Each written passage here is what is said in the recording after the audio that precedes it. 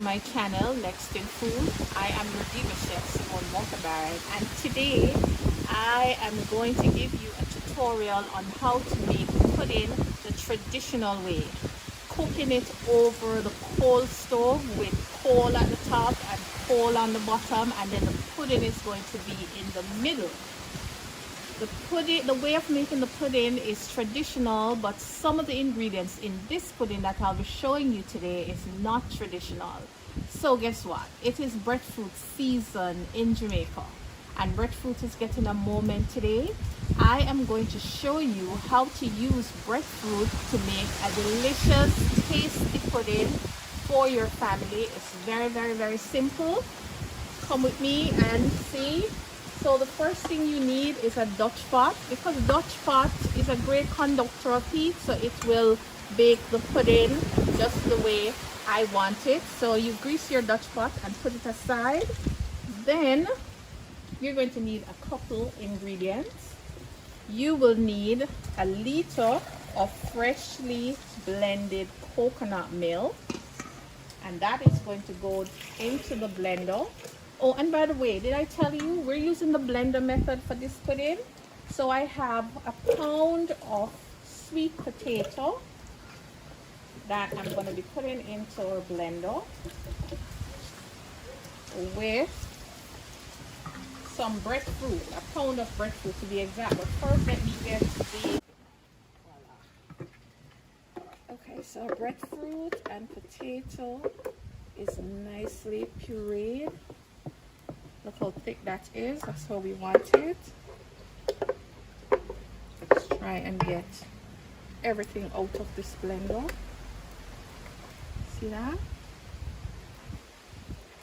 Just use your rubber spatula and get it out. Remember that cooking is an act of love, so you need to be patient when you are cooking. Also need to be very happy. We're outside, so we have the little bugs. So now I'm going to add some sugar. Very important. Sugar adds the sweetness to the pudding. We will add some salt, another important ingredient. This recipe will be posted for you to see. Cinnamon, vanilla, and of course we're going to add some nutmeg. Okay, now I have some other interesting ingredients. I have some roll oats and some of the coconut pulp. I'll be adding that to our pudding. I have some flour. Flour and the oats is a secondary binder along with some bread. I'm adding approximately 4 slices of bread. I'm using a combination of white and brown, and I'm going to just puree our bread with a cup of rum cream. Rum cream is a special ingredient in this pudding. Okay, so our bread is pureed with our rum cream. You want to get it out.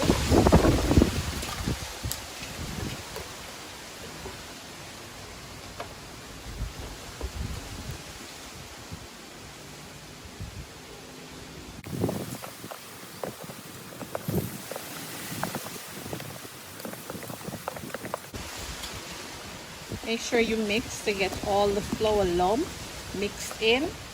I'm going to add some rum soaked raisins and butter to give it some additional flavor. And please remember that recipes are only a guide. So when I post a recipe, feel free to put your touch to these recipes.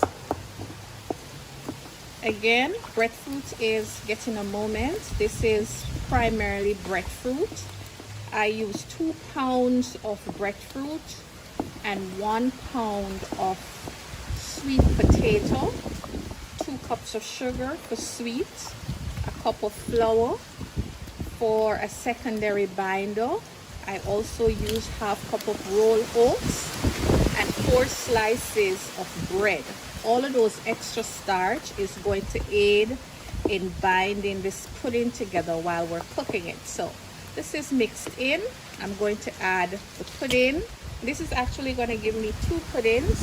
I'm going to add the pudding to my Dutch pot, my prepared Dutch pot. I'm going to pour it in.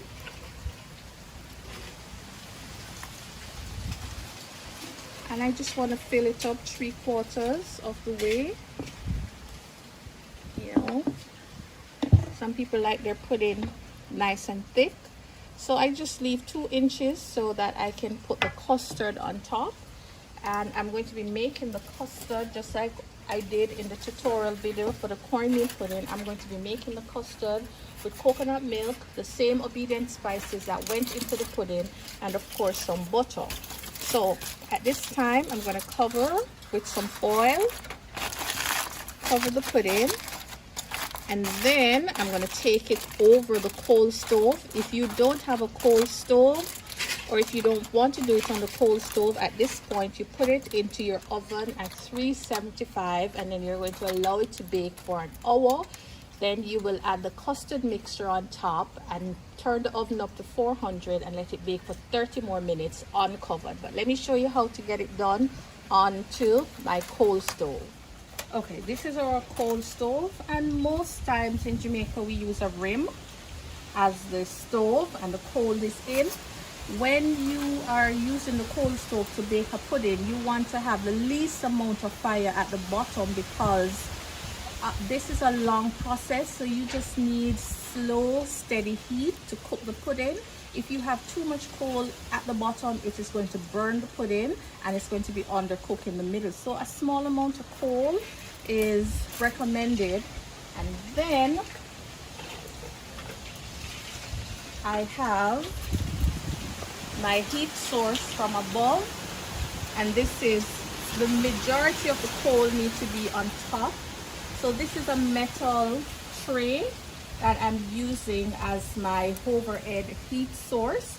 So all I did was to pack hot coal on it, and this is going to bake the pudding similar to how it is done in an oven, with the exception that this at the top is much hotter, so it's going to give the top a nice brown color. Okay, so this is like a broiler cooking with radiant heat from above, and then we have heat, a small amount of heat coming from below. So this is how we do a pudding on the coal stove. This is a traditional way of making the pudding, and I think that whoever thought of this is just absolutely genius. This pudding is going to take an hour and 30 minutes. I'll show you what it looks like in an hour time when we're adding the coconut custard to the top. Take care. Really? It has been an hour since our pudding been on. I'm going to take a little peek and see if it is that time to put, ready for the big reveal. Look at that. Way. That time to put the custard on top. Look at that. So this is our custard here. So this is coconut,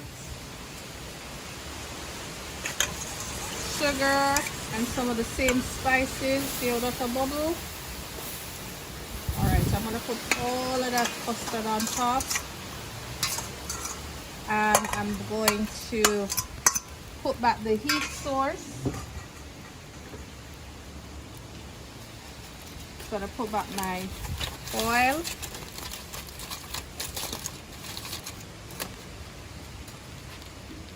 And put back the heat source. And then give it 30 more minutes. Show you what it looks like in 30 minutes. I think our breadfruit pudding is ready. Are you ready for the reveal? Look at that. This is absolutely ready. All this need right now is some vanilla ice cream or rum and raisin ice cream. So at this point, all you need to do is to take the pudding and just let it cool down, cool enough to cut, and then you can just indulge. I hope you found this tutorial very useful on how to make the pudding the traditional way, using radiant heat from above and heat below in a coal stove. So this is our traditional way of making pudding. This pudding can be baked in a modern oven at 350 to 400 degrees Fahrenheit. Thank you for subscribing to my channel, and if you have not done so, go ahead and subscribe to my channel, Nextinfood. Tell your friends about Nextinfood. Like, share, comment. Tell me what you would like to see me cook and share with you. I am your diva chef, Simone Walker Barrett. Take care.